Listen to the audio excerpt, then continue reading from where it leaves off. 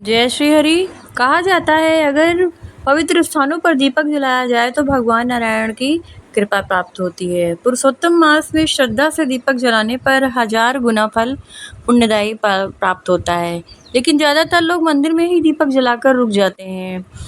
सबसे पहले इन स्थानों में हमें पीपल के नीचे सर्वप्रथम हमें दीप प्रज्वलित करना चाहिए, क्योंकि यहाँ दीप प्रज्वलित करने से नकारात्मक शक्तियाँ दूर होती हैं, नकारात्मकता का वास खत्म होता है।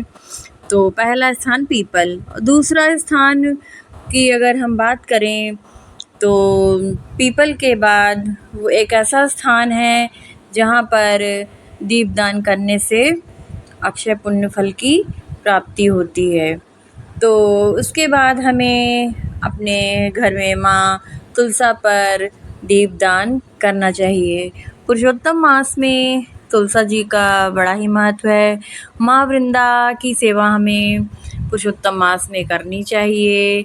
इसके पश्चात हमें पुरुषोत्तम मास में एक ऐसा दान है जो कार्तिक में भी किया जाता है, और इस दान के अगर बारे में लोग कार्तिक में करते हैं तो वो भी जानते होंगे। और ये ज्येष्ठ मास में पुरुषोत्तम मास आता है तो ये होता है आकाश दीपदान।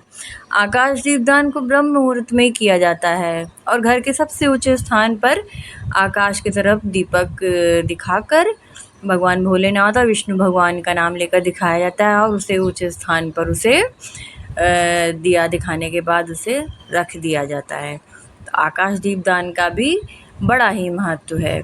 और आकाश दीपदान करने के पश्चात हमें अपने घर के मुख्य द्वार के दोनों तरफ दीपदान करना चाहिए।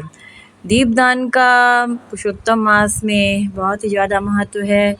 पुण्य का फल 1000 गुना ज़्यादा बढ़ जाता है और भगवान विष्णु भगवान भोलेनाथ की कृपा प्राप्त होती है। इसके बाद दीपदान की बात करें तो इसके बाद हमें महाराज गणपति के सामने एक दीपक का दान अवश्य करना चाहिए, जिससे महाराज गणपति निर्विघ्न सारे कार्यों को पूर्ण करते हैं। वो विघ्नहर्ता गणेश जी हैं। गणेश जी की कृपा सभी पर बनी रहे, सब पर भगवान गणपति अपनी कृपा बरसाएं।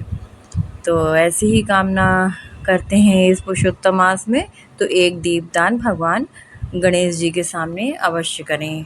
इसके पश्चात एक दीपदान हमें बिल्व पत्र के वृक्ष के करना चाहिए, और उससे पहले का दान अवश्य करना चाहिए। एक दीप पर अवश्य प्रज्वलित करना चाहिए।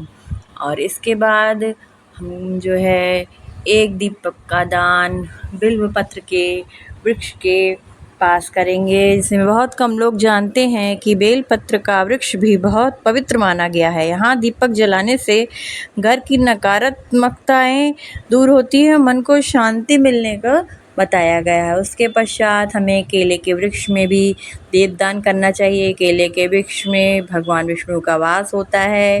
पुरुषोत्तम मास में ओम नमो भगवते वासुदेवाय नमः का जाप करते हुए हमें केले के वृक्ष पर दीप जलाना चाहिए। उसके पश्चात हमें जो है ये पुराना जो है बिल्वपत्र का वृक्ष है, इसमें भी शिवालय में जाकर मैंने दीपदान किया। ये भी बहुत सुंदर है। नकारात्मकता दूर होती है, सकारात्मकता घर में आती है, सुख समृद्धि बढ़ती है। इसके पश्चात हमें वृक्ष जो है बड़ के पेड़ के नीचे दीपदान करना चाहिए। कल्पतरु के समान यह वृक्ष फलदायी माना जाता है। इसके पश्चात हम एक दीपक जो है सब दीपदान के बाद जो दीपदान करेंगे, एक दीपक जो है हमें गौशाला में जाकर